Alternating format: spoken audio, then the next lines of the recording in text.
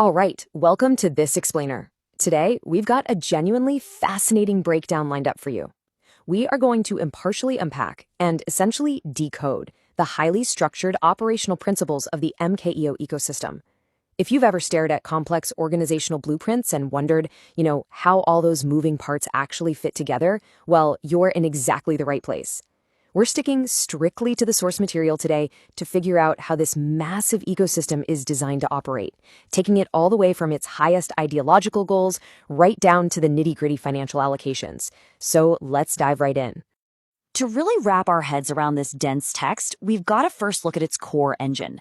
It's called the Tum-Tai philosophy, which translates to heaven, earth, and human. And what's really interesting here is that this isn't just some abstract philosophical concept. Actually, it acts exactly like a set of Russian dolls, organizing every single compliance metric in the entire MKA blueprint. As you'll see, every major rule has subrules, and those subrules have subrules, and they're all perfectly categorized into these three distinct tiers of heaven, earth, and human. Here's our quick roadmap for today. We'll be hitting 5 sections. Section 1 is MK's mission. Section 2 covers the heaven principle, focusing on security. Section 3 is the earth principle, which is all about training. Section 4 dives into the human principle, focusing on cash flow. And Section 5 wraps up with their capital allocation model. All right, starting with Section 1, MK's mission. Before we get into the mechanics of how it works, we really need to understand the why behind it.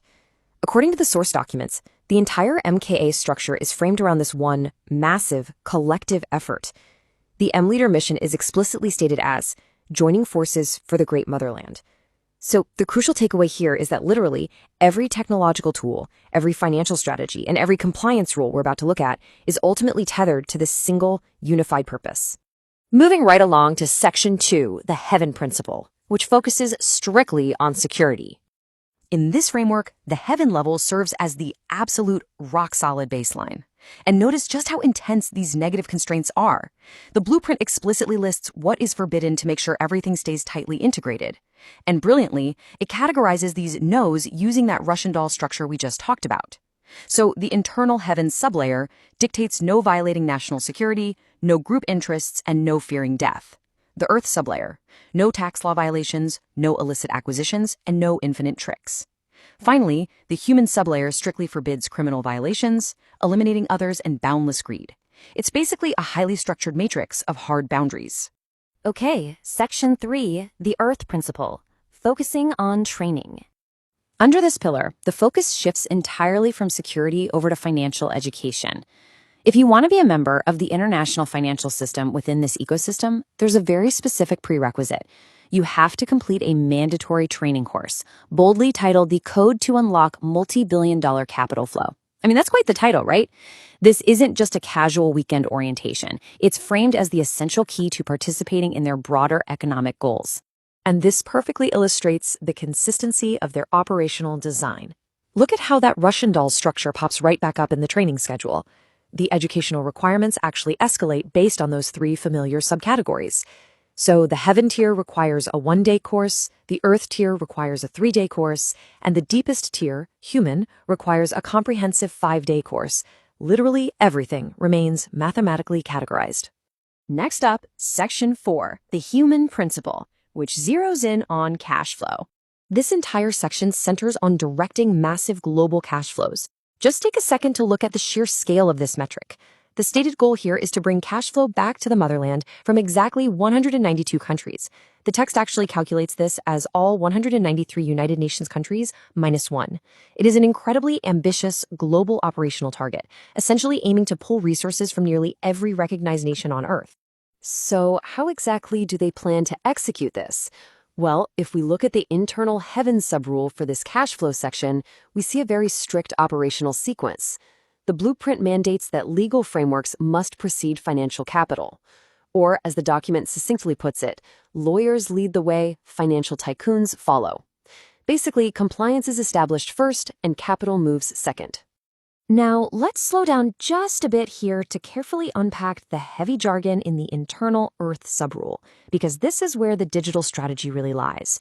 The plan outlines these massive digital and physical publishing pushes designed to generate user traffic across those 192 countries. this involves packaging 155 intellectual properties, or IPs, specifically for Web3, blockchain, and the metaverse. Simultaneously, it involves 155 personal brand books published by the police publishing house aimed directly at Amazon trading to capture that international engagement. From there, the blueprint builds a bridge between technology and physical economics. It links a smart super app, again scaled to that number of 155 IPs, directly to 155 specialized socialist regenerative economic groups. And the connective tissue between the app and these physical economic groups, that would be the issuance of real-world asset, or RWA tokens, for each specific group. Which brings us to the sheer scale of the financial claims outlined in the text. The integration of these assets and tokens is targeted at a staggering 775 billion USD. Yes, billion with a B, represented through 7,750 RWA and NFT tokens. It is a massive stated integration of decentralized digital assets with localized economic groups. But hey, remember that strict lawyer's first rule we talked about just a minute ago? Well, the document concludes this highly complex technological section by asserting that all of these staggering financial assets are explicitly designed to comply with strict international oversight. Specifically, it lists integration under the financial systems of U.S. Trust, ATG Trust, and Novita, fully complying with digital banking standards and MAS, which is the central bank and financial regulatory authority over in Singapore. All right, finally, Section 5, the capital allocation model. This represents the deepest layer of the entire plan, the actual physical capital allocation on the ground.